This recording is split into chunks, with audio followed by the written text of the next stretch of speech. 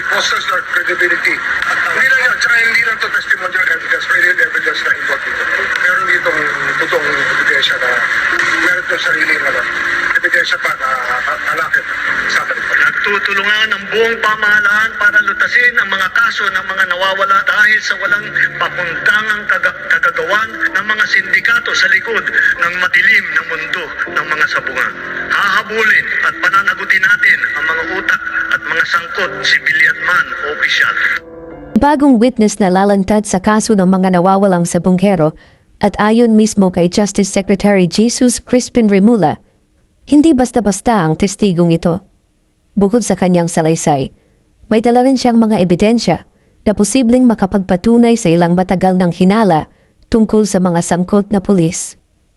Ang paglitaw ng testigong ito ay tila nagbukas muli ng pag-asa para sa hustisya, hindi lang para sa mga nawawala, kundi para rin sa mga pamilyang ilang taon nang naghihintay ng sagot.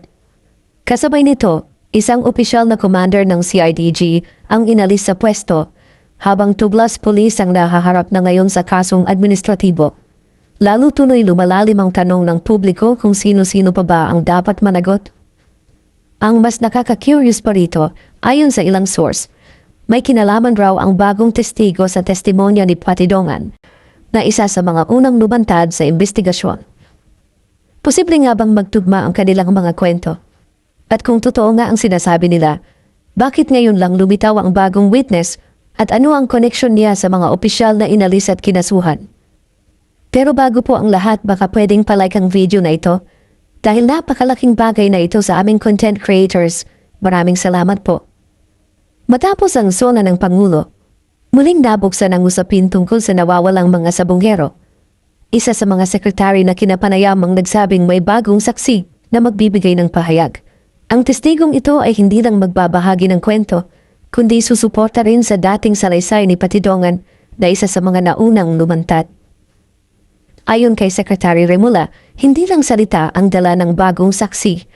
May dala rin siyang ebidensya na pwedeng magpatibay sa mga naunang impormasyon. Sabi rin niya, napakahalaga ng saksi na ito dahil maaaring makatulong ito sa pagtukoy kung sino talaga ang may kinalaman sa pagkawala ng mga biktima. Dahil sa bagong impormasyong ito, mas naging malinaw ang direksyon ng investigasyon. Ngunit may naging aberya sa proseso. Ayon sa kanya, nagkamali noon ang mga investigador sa pagtukoy sa isang tao. Kaya naman, isang commander ang inalis sa kanyang pwesto upang makapagpatuloy ng maayos ang investigasyon. Ayon pa sa kanya, hindi raw kasi naging angkop ang kilos ng opisyal sa maayos na pagsasagawa ng investigasyon.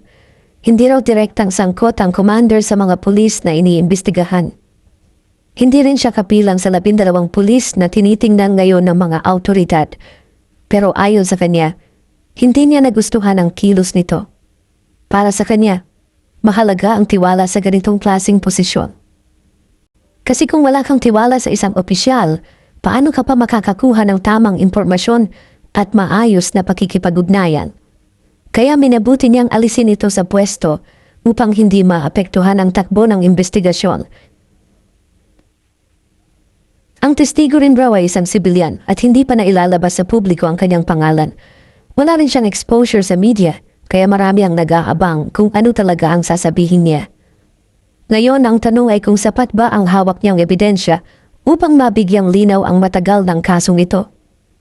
Ibinahagi rin ni Secretary Remulla na kinausap niya si General Torre at nagpasalamat sa suporta.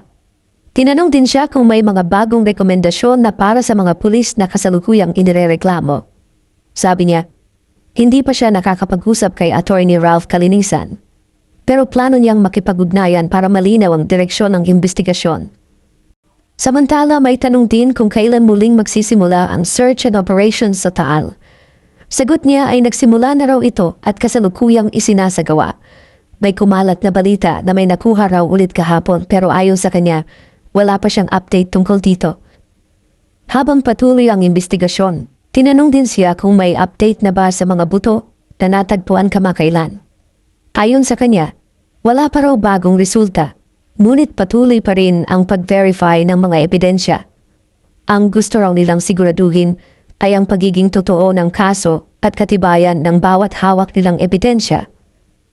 Nabanggit din na tila natagalan ng DNA analysis pero ipinaliwanag ni Secretary Remulla na ito ay bahagi talaga ng proseso. Hindi raw ito agad-agad lumalabas dahil may mga bagay na hindi nila kontrolado. Ang DNA testing ay isang detalyado at mahabang proseso. Sa ibang bansa nga raw tulad ng Argentina, inabot pa ng isang dekada ang kumpletong DNA results. Kaya para sa kanila, ang mahalaga ay tuloy-tuloy ang trabaho at hindi nawawala ang focus. Tinanong din kung ang bagong testigo ba ay bahagi ba ng isang samahan, tulad ng Alpha. Sagot niya, hindi raw ito mahalaga. Ang mahalaga ay totoo at may nalalaman ng saksi. Tinawag pa nga nila itong tunay na testigo na may alam sa halos lahat ng kaganapan sa kaso. Nabanggit din na hindi pa raw sila nagkakausap ng Pangulo matapos ang SONA, pero may balak silang mag-usap sa linggong ito. Bukod doon, sasama rin siya sa biyahe patungong India upang mas mapag-usapan pa ng maayos ang mga susunod na hakbang sa kaso. Kaya habang papalapit sa katotohanan, mas nagiging malinaw na rin ang bawat galaw ng investigasyon.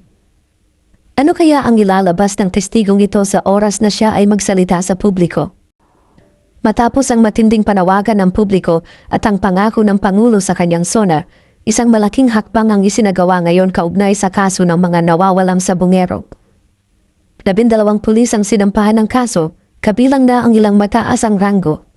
Tanong ngayon, anong mga pagkakasala ang isinampa sa kanila at may kasunod pa bang aarestuhin? Kahapon sa State of the Nation address, maring sinabi ng Pangulo na hindi palalagpasin ng mga nasa likod ng pagkawala ng mga sabongero. Walang dapat mas mataas sa batas anuman ang posisyon, koneksyon o yaman. At ngayong araw agad itong sinundan ng aksyon. Opisyal ng kinasuhan ang 12 pulis na umano'y sangkot sa kaso. 3 sa kanila ay may mataas na ranggo, sina Police Colonel Jacinto Malinao Jr., Lieutenant Colonel Ryan Orapa at Major Mark Almedilla. Ang 9 naman ay non-commissioned officers, ibig sabihin mga regular na pulis na nasa ilalim ng mga opisyal. 2 magkahiwalay na kaso ang isinampa. Ang unang kaso ay laban kay Police Colonel Malinao Jr. Kinasuhan siya ng grave misconduct, grave neglect of duty, at conduct unbecoming of a police officer.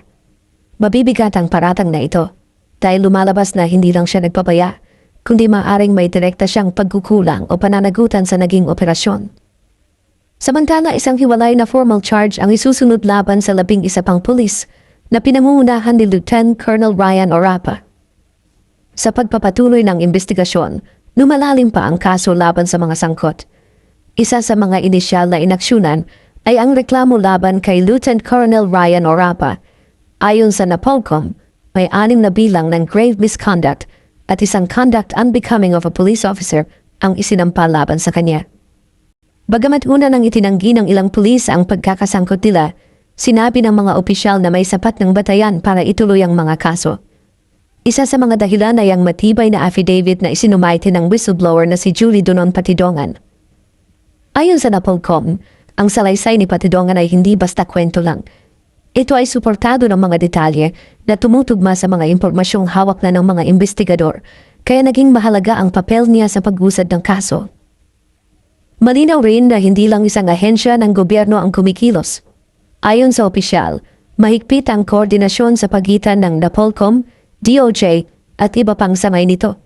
Kasama rin dito ang direktang pakikipag-ugnayan kay Justice Secretary Boying Remulla. Ibinahagi nila na bukas ang palitan ng impormasyon sa bawat hakbang ng investigasyon. Nagpasalamat rin si Patidongan sa mga naging aksyon ng pamahalaan. Para sa kanya, unti-unti nang naririnig ang panawagan ng mga pamilya. Anya, ang pagsasampa ng kaso ay simula pa lang sa matagal nang hinihintay nilang hustisya. Habang pinapalalim pa ang investigasyon, sinimulan na rin ulit ang search and retrieval operations sa Taal Lake. Matatanda ang ilang saksi ang nagsabi na posibleng doon itinapon ang mga nawawalang sabongero. Pero nitong mga nakaraang linggo, natigil ang paghahanap dahil sa malalakas na pagulan at ilang bagyo.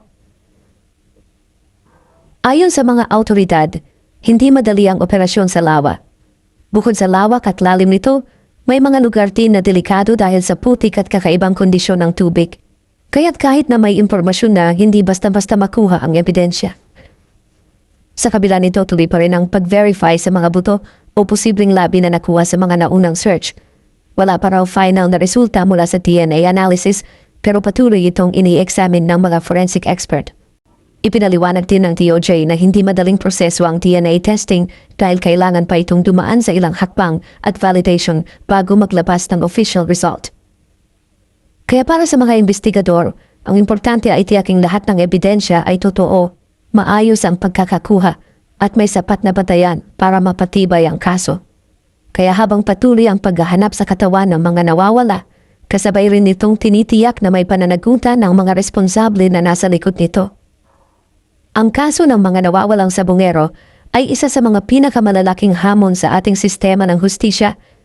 Mahirap tanggapin na sa likod ng uniforme ay may mga taong posibleng sangkot sa ganitong klase ng krimen. Pero ang pagkakaroon ng bagong testigo, kasabay ng aksyon ng pamahalaan, ay isang sinyalis na hindi ito isinasantabi. Sana ay hindi lang ito pansamantalang hakbang, kundi simula ng tunay na hustisya para sa mga biktima at kanilang pamilya.